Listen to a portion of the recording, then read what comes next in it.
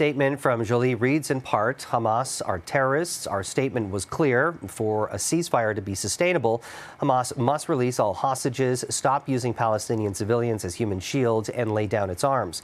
They have no future in Gaza. Well, for more on this, let's bring in CTV political commentator Scott Reed. Scott, always great to chat. I'm going to take a guess.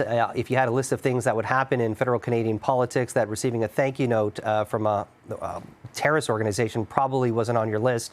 What do you make of the optics of this, and what do you make of the damage control from Foreign Affairs Minister Melanie Joly and essentially trying to distance herself and the federal government from this message? Yeah, well, obviously, you do not want praise from a terrorist leader, and I think it's obviously deliberate mischief making by the, by the leader of Hamas. I mean, in many respects, I actually thought that the statement between New Zealand, Canada, and Australia was very strong because it did say that as a precondition, Hamas had to release all of the Israeli hostages. And it did make clear, as her statement in response, the original statement did make clear that Hamas ought to have no future political role in Gaza. The challenge, of course, is that Canada's position and its posture has been incoherent.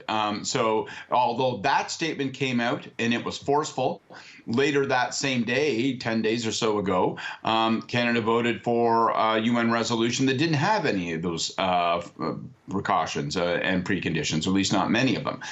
So I think this is mischief making. I think it's a way of sticking a thumb in the eye of Canada, Australia. I think it's trying to sow division among allies. And I think it's having some effect.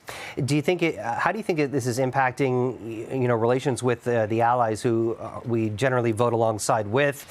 Some of them decided to vote for the last resolution. Some of them abstained. What do you make of that? And do you also think that this statement from Hamas is going to provide the federal opposition some ammunition in there, who continue to poll extremely well? What do you make of all this? Well, definitely the opposition is launching out on it. The truth of the matter is this.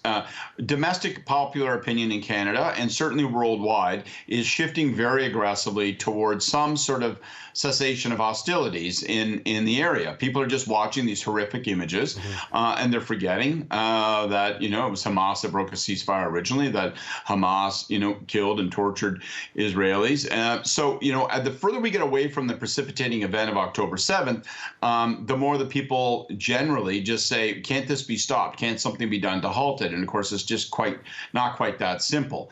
The fundamental fault line remains this, and Canada must remain on one side of that fault line. We must remain on the same side of that fault line as the United States and Israel, and that is that Hamas must agree to release all of those hostages, and that it has to put down its arms and can no longer have a role. They're a terrorist group, a recognized terrorist group. We cannot treat them like they are a nation state.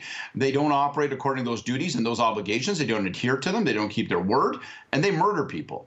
And at the same time, there's a desperate and dire humanitarian crisis, and this aid, this resolution is hoping to provide a lot of much-needed aid to the people that need it most, which are the Palestinians.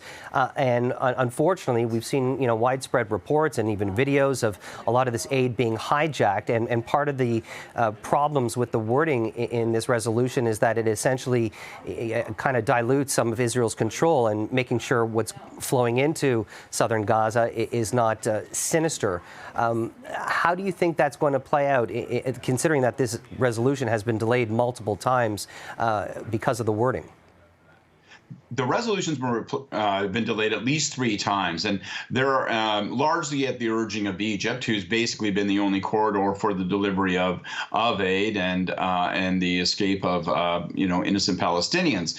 And the reason that they're holding it up, and the objection, is that it also calls on the United Nations to create some new mechanism to say, oh, well, Israel can no longer have a role in inspecting the aid deliveries. Well, for purposes of security, you're going to want to have that. And so, I think the United States used the most strident and forceful language they've used yet yesterday in talking about this issue. So there's no question that if they can't get a more nuanced and more practical resolution out of the UN, the U.S. will veto it. Where Canada will come down, it really is difficult to tell. I mean, if you go by the original statement, not even standing the fact that the Hamas leader praised it, but you go by the preconditions outlined in the statement between Canada, New Zealand, and Australia, we ought to vote against this resolution.